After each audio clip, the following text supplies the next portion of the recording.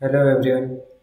आज के इस वीडियो में देखने वाले हैं रिक्वेस्ट फॉर कोटेशन कैसे क्रिएट करते हैं।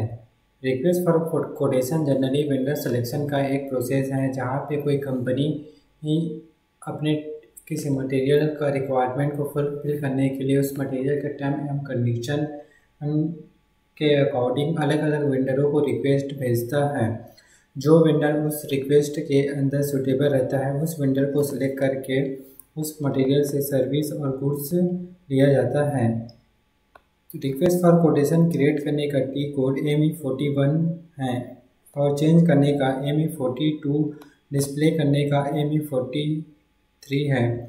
चलिए रेसिपी में करके देखते हैं रिक्वेस्ट फॉर कोटेशन का पूरा प्रोसेस।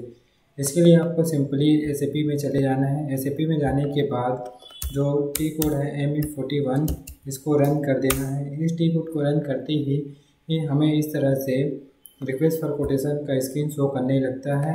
इस स्क्रीन में आप देख पाएंगे रिक्वेस्ट टाइप है, लैंग्वेज की है, RFQ date, quotation deadline, RFQ और ऑर्गेनाइजेशन डाटा है जिसमें आपका परचेस ऑर्गेनाइजेशन, परचेस ग्रुप रहता है। यहाँ डाटा फॉर आइटम्स हैं जहाँ पे आप item, category, delivery date, plant, storage location ये सभी फिलअप कर देते हैं। जैसे कि मैं यहाँ पे स्टोरेज लोकेशन फिलअप कर देता हूँ और यहाँ कोटेशन डेडलाइन। इस तरह से सारे डाटा को फिलअप कर देना है। इस डाटा को फिलअप करने के बाद इसको सिंपली इंटर कर देना है। फिर यहाँ पे आप देखेंगे लैंग्वेज, फिर ये कलेक्टिव नंबर एक बहुत ही इम्पोर्टेंट नंबर है क्योंकि जब कंपनी लगभग बहुत सारे वेंडर को रिक्वेस्ट भेजता है तो उन सभी रिक्वेस्ट का कलेक्टिव नंबर सेम रहता है। सो हम यहाँ पे कलेक्टिव नंबर दे देते हैं। जैसे कि मैंने कलेक्टिव नंबर 16 दे दिया है और स्टार्ट डेट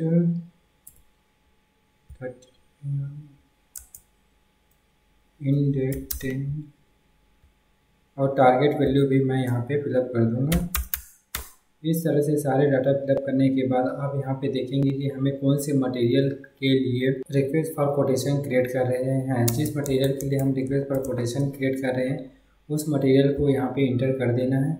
जैसे कि मैं इस M123 मटेरियल लिया हूँ और मेरा RFQ क्वान्टिटी ही 600 है। इन सब डाटा को फिलअप करने के बाद यहाँ आप देखेंगे वेंडर एड्रेस को भी फिलअप कर देना है।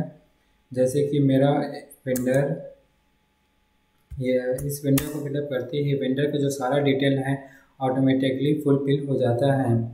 फिर आपको सिंपली इस RFQ को सेव कर लेना है। इस तरह से जो RFQ था वो सेव हो चुका है। इसके बाद हम देखेंगे कि वेंडर का सिलेक्शन कैसे करते हैं कोटेशन में।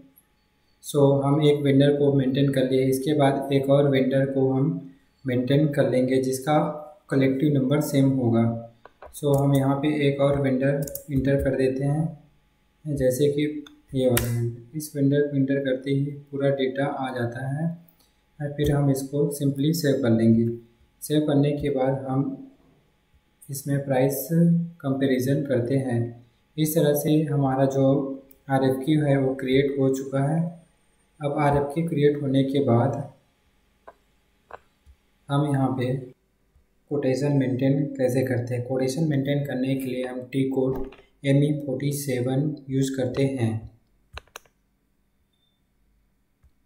इस तरह से मैं टी कोड ME47 को रन कर देता हूँ। ME47 को रन करते ही जो मैंने RFQ क्रिएट किया था वो यहाँ पे आ चुका है। इस RFQ में सभी वेंडर का अलग अलग प्राइस रहता है जिसको हमें मैन्युअली फिलअप करना पड़ता है। जैसे कि मैं यहाँ पे इस वाले वेंडर का प्राइस 500 रखा हूँ और इसके बाद वाले वेंडर का प्राइस कुछ अलग रहेगा। इस तरह से मेरा पहला वेंडर का प्राइस मेंटेन हो गया। प्राइस मेंटेन होने के बाद हम इसको सिंपली सेव कर लेंगे। इस तरह से हमारा पहले वेंडर का कोटेशन मेंटेन हो गया। इसके बाद हम दूसरा वेंडर के लिए कोटेशन मेंटेन करते हैं। जैसे कि दूसरा वेंडर का RFQ नंबर तो मैं इंटर कर दिया।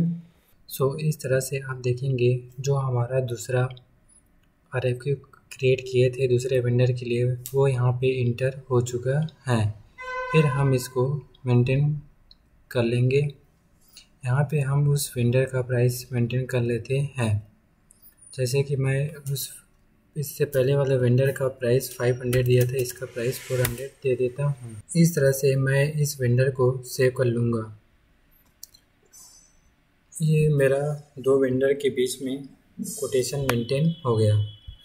अब देखेंगे कि वेंडर सिलेक्शन के प्रोसेस में आगे होता क्या है। तो सिंपली इसको सेव कर लेना है।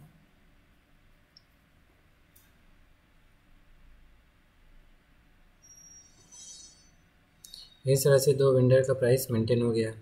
अब देखते हैं कि प्राइस कंपैरिजन कैसे करते हैं।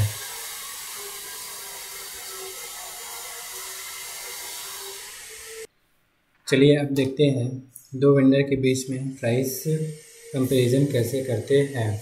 इसके लिए हम सिंपली प्राइस कंपैरिजन का टी कोड को हम रन कर देते हैं SAP में।